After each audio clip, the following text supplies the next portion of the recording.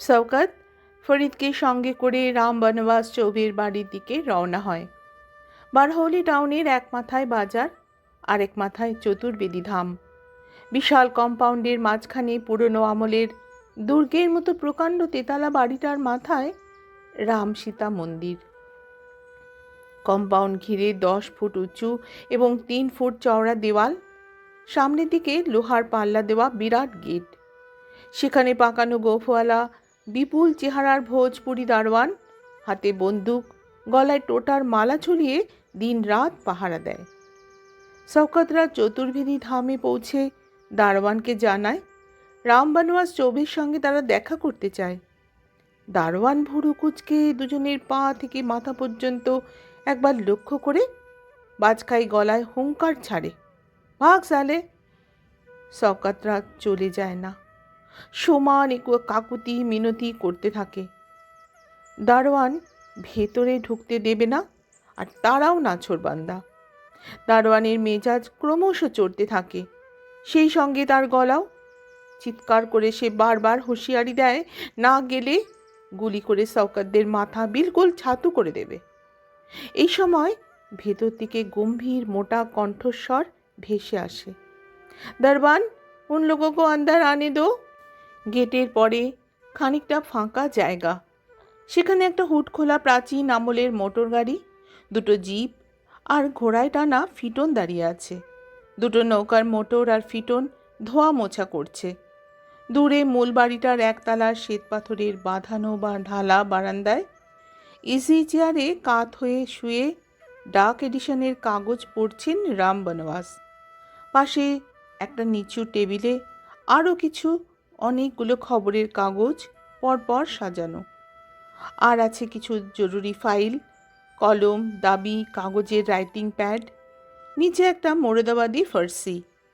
কলকির মাথা থেকে অল্প অল্প করে ধোঁয়া উঠছে। রাম বনবাসের বয়স 65-66 মতো হবে। মজবুত স্বাস্থ্য, এই বয়সেও চুলটুল বেশি পাকেনি, দাঁতগুলোও অটুট, খাড়া নাক, ধারালো মুখ। শরীরে অতিরিক্ত মেদ নেই, অবশ্য চোখে চশমা রয়েছে। বারান্দাটা মাটি থেকে ফুট 3 উঁচুতে। শওকতরা ভয়ে ভয়ে প্রায় দম বন্ধ করে রাম বনবাসের কাছাকাছি নিচের জমিতে গিয়ে দাঁড়ায়। ঘাড় ঝুঁকিয়ে কপালে হাত ঠেকিয়ে বলে, সালাম হুজুর। রাম বনবাস সোনার ফ্রেমের উপর দিয়ে তীব্র চোখে তাদের দিকে দেখতে থাকেন। বলেন, কি হয়েছে, শোর মাচাচ্ছিলে কেন? হুজুর, আপনার সঙ্গে দেখা করতে চাই। দারোয়ান আসতে দিচ্ছিল না। কারা তোমরা? তোমাদের তো আগে কখনো দেখিনি। শওকত জানায় তারা এখানে নতুন এসেছে, তবে 40 বছর আগে এই অঞ্চলেরই বাসিন্দা ছিল তারা। কপালে ভাঁজ পড়ে রামবিলাসের। তিনি বলেন, মতলব? কিভাবে দেশভাগের পর তারা পূর্ব পাকিস্তানে চলে যায়, তারপর বাংলাদেশ হওয়ার পর ঢাকায় তাদের কি হাল হয়েছে, এবং এখানে ফিরে না এসে তাদের যে কোনো উপায় ছিল না, ইত্যাদি বিস্তারিত জানিয়ে উদ্বিগ্ন মুখে তাকিয়ে থাকে শওকত। রাম বনবাসের মধ্যে একটা বিদ্যুতের ক্রিয়া ঘটে যায় যেন। খাড়া হয়ে উঠে বসেন, বলেন, তোমরা লুকিয়ে চুরিয়ে ইন্ডিয়ায় ঢুকেছ? ঘুষ পাইঠিয়া, ইনফিলট্রেটার্স। জানো এটা কত বড় বেআইনি কাজ? শওকত এবং ফরিদ হাত জোর করে একেবারে নুইয়ে পড়ে। শওকত রুদ্ধশ্বাসে বলে, হুজুর, মা বাপ, আমাদের বাঁচান। ফিরে যাওয়ার কোনো উপায় নেই। এখানে যদি থাকতে না পারি, বাল বাচ্চা নিয়ে শেষ হয়ে যাব। এখন আপনার মেহেরবানি। অনেকক্ষণ কি ভাবেন রাম বনবাস, তারপর বলেন, তোমরা কত লোক এসেছো? লগভগ 250 হুজুর। আর আসবে? হ্যাঁ। আর কত আসবে? বহুত আদমি। তবে এদিকে আর 700-800-র বেশি হবে না। একটু চুপ করে থাকার পর রাম বনবাস আবার জিজ্ঞাসা করেন, আমার খবর তোমাদের কে দিল? টাউটদের নাম করে না শওকত। শশভ্রমে শুধু বলে, দুনিয়ায় আপনার নাম কে না জানে। এখানে পা দিয়েই আপনার নাম শুনেছি মালিক। চাটুবাক্যে মোটামুটি খুশি হন রাম বনবাস। তবে বাইরে থেকে তা বোঝার উপায় নেই। বলেন, আচ্ছা এখন যাও। শওকত ভীরু গলায় জিজ্ঞাসা করেন, আমাদের কি হবে মালিক? আমাকে কদিন ভাবতে দাও। রাম বনবাস চলে যেতে বলেছেন, তবুও দাঁড়িয়ে রয়েছে শওকতরা। রাম বনবাস বিরক্ত হয়ে বললেন, কি হলো, গেলে না? শওকত বলে, আরও মাথা নুইয়ে দিয়ে বলে, হুজুর, আমরা যে এসেছি অনেকে জেনে গেছে। তারা যদি ঝঞ্ঝাট বাঁধায়, 4 রোজ বাদ তোমরা আমার সঙ্গে দেখা করো। শওকতদের আর কোনো প্রশ্ন না থাকায় জি বলে কয়েকবার সেলাম ঠুকে তারা বিদায় নেয়। রাম বনবাস চৌবে স্পষ্ট করে তাদের কোনো ভরসা দেননি। অবশ্য 4 দিন পরে আসতে বলেছেন। তখন তিনি কি বলবেন, কি করবেন বোঝা যাচ্ছে না। শওকতদের গা ঘেঁষে চলতে চলতে উৎকণ্ঠায় দম আটকে আসছিল ফরিদের। আংরেজি বলার জন্য শওকত তাকে নিয়ে এসেছিল, কিন্তু তার দরকার হয়নি। এতক্ষণ রাম বনবাস হাভেলিতে সে যে ছিল নির্বাক দর্শক, এবার হঠাৎ সে জিজ্ঞাসা করে, চৌবেজিকে আমাদের কথা বলে কি ভালো হলো চাচা? চিন্তাগ্রস্তের মতো শওকতও হাঁটছিল। ফরিদের প্রশ্নটার ধাঁচটা ধরতে না পেরে বলে, মতলব? ওরা পলিটিক্যাল লোক, যদি বিপদে ফেলে দেয়। অর্থাৎ রাজনীতি করা লোকেরা কতটা বিশ্বাসযোগ্য সে সম্বন্ধে যথেষ্ট সংশয় রয়েছে ফরিদের। শওকত বলে, কাউকে না কাউকে সাহারার জন্য তো বলতেই হবে। পলিটিক্যাল লিডার ছাড়া আর কেউ আমাদের বাঁচাতে পারবে না। এখন দেখা যাক। ফরিদ আর কিছু বলে না। 4 দিন নয়, ঠিক 2 দিনের পর সকালবেলায় দুটো ঘাড়ে গর্দানে ঠাসা হাট্টা কাট্টা চেহারার লোক লাঠি ঠুকে এসে দাঁড়ায়, চেঁচায়, কন হ্যাঁ শওকত মিয়া और ফরিদ আলী? মাঠের মাঝখানে সৃষ্টি ছাড়া এই বস্তিতে মুহূর্তে আতঙ্ক ছড়িয়ে যায়। শওকত এবং ফরিদ ভয়ে ভয়ে বলে, আমরা? কেন? চৌবেজি তোমাদের নিয়ে যেতে বলেছেন। 4 দিনের বদলে 2 দিনের ভেতর কেন এই তলব বুঝে উঠতে পারে না শওকত। ভীরু গলায় সে জানায়, মালিক কেন যেতে বলেছেন আপনারা জানেন? নেহি। আর কোনো প্রশ্ন করে না শওকত। চারপাশে ত্রস্ত মানুষগুলোকে খানিকটা ভরসা দিয়ে ফরিদকে নিয়ে লোক দুটোর সঙ্গে বারহৌলি চলে যায়। 2 দিন আগে চতুর্বেদী ধামে একতলা শ্বেতপাথরে বাঁধানো বারান্দায় একাই ছিলেন রাম বনবাস। আজ তাকে ঘিরে গদি মোড়া আরামদায়ক চেয়ারে 4-5 জন বসে আছেন। চেহারা এবং পোশাক আশাক দেখে আন্দাজ করা যায় তারাও মান্যগণ্য বিশিষ্ট সব মানুষ। উঁচু গলায় উত্তেজিত ভঙ্গিতে নিজেদের মধ্যে কিছু আলোচনা করছিলেন।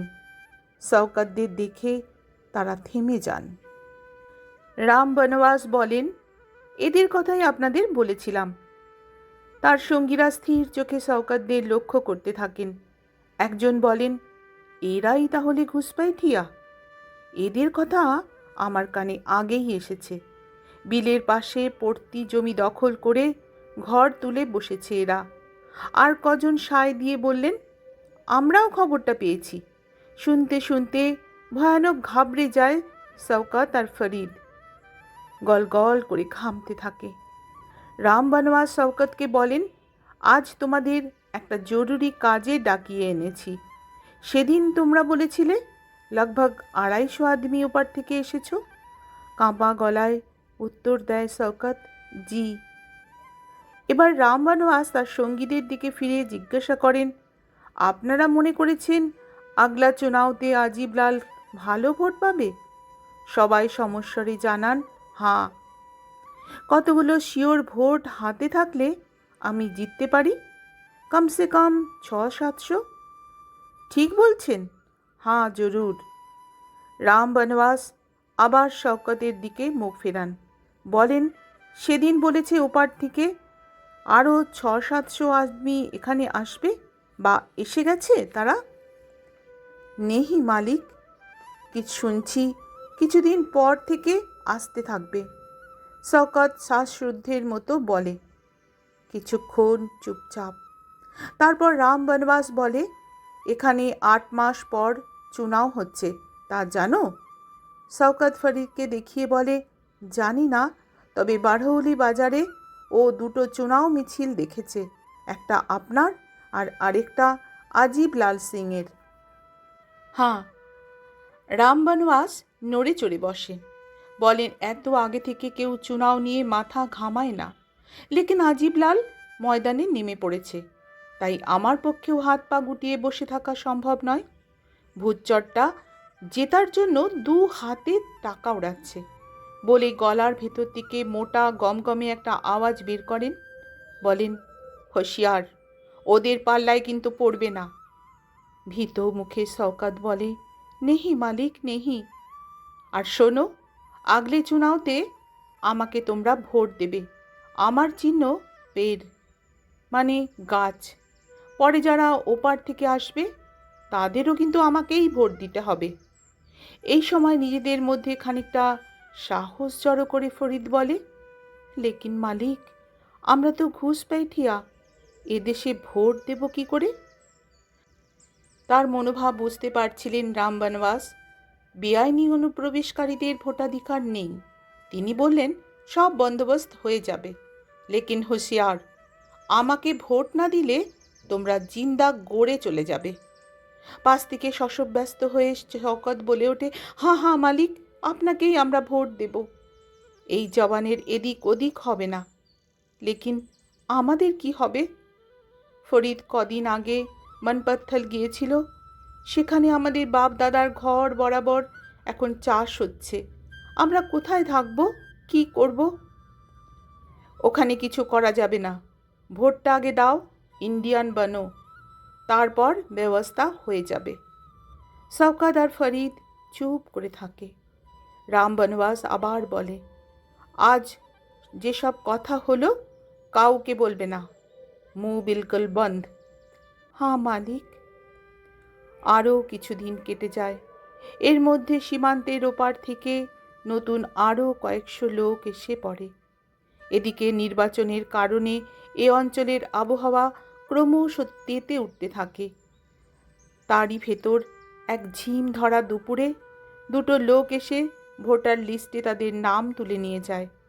আর কয়েকদিন বাদে রাম বনবাসের সুপারিশে তাদের রেশন কার্ডও হয়ে যায়। দিন মোটামুটি কেটে যাচ্ছিল। উৎকণ্ঠা, দুশ্চিন্তা, ভয়, আতঙ্ক সবই ছিল, কিন্তু কেউ এসে এতকাল ঝঞ্ঝাট বাঁধায়নি। কিন্তু ভোটার লিস্টে নাম ওঠা আর রেশন কার্ড হয়ে যাওয়ার পর একদিন বিকেলে আজিবলালের 200-250 লোক চিৎকার করতে করতে এসে হানা দেয়। তাদেরকে ঘুষ বেঠিয়া, হিন্দুস্তান সে দফা হো, ভারত ছোড়ো এইসব বলে হল্লা করে। ঘণ্টাখানেক পরে তারাও চলে যায়। তারপর ঊর্ধ্বশ্বাসে শওকত ফরিদ বারহৌলিতে চতুর্বেদী ধামে চলে আসে। হাঁপাতে হাঁপাতে ভয়ার্ত মুখে সব ঘটনা রাম বনবাসকে জানায়। রাম বনবাস এতটুকু উত্তেজিত হন না। নিষ্পৃহ গলায় বলেন, শোর মাচানে 2 সালে লোগো কো। ভোটার লিস্টে তোমাদের নাম উঠেছে, রেশন কার্ডও হয়ে গেছে, এখন তোমরা ইন্ডিয়ান। কোনো ভুচ্চরের ছোঁয়ার ক্ষমতা নেই তোমাদের চামড়ায় হাত ঠেকায়। চিন্তা মত করনা, শুধু আমার ভোটের কথাটা মনে রেখো। জি, জান গেলেও ভুলবো না। ঘণ্টাখানেক বাদে শওকতের সঙ্গে কাকুরেডাঙ্গার মাঝখানের তাদের সৃষ্টি ছাড়া বস্তিতে ফিরে যেতে যেতে ফরিদের মাথায় আসে এই একটা ভাবনায় ঘুরে ঘুরে আসতে থাকে। ব্রিটিশ আমলে তারা ছিল ভারতীয়, তারপর পাকিস্তানি, তারও পরে বাংলাদেশি। চুনাওয়ের কারণে 40 বছর বাদে তারা নতুন আইডেন্টিটি পেয়ে যায়। এখন তারা আবার ভারতীয়। দূরমনস্কের মতো হাঁটতে হাঁটতে মনে মনে চুনাওকে 1000 বার সালাম জানায় ফরিদ। যে স্বপ্ন দুচোখে ভরে ফরিদ রাশেদা একসঙ্গে পথে বেরিয়ে এসেছিল, সেই স্বপ্ন পূরণে আর তাদের 4 হাত এক হতে আর কোনো বাধা থাকলো না। ফরিদ রাশেদার সাথে সাথে উপস্থিত সকলের ভাঙা চোরা মনে খুশির জোয়ার বয়ে গেল। আজ তারা নাগরিকত্ব পেয়ে সকলে আনন্দ উদযাপন করতে লাগলো। আজ আমার গল্প এখানেই শেষ হলো। তোমাদের আমার গল্প পাঠ যদি ভালো লাগে বন্ধুরা, তোমাদের অমূল্য ভালোবাসা রেখে যেও আমার এই নিবেদনটির পাশে। অসংখ্য অসংখ্য ধন্যবাদ তোমাদের।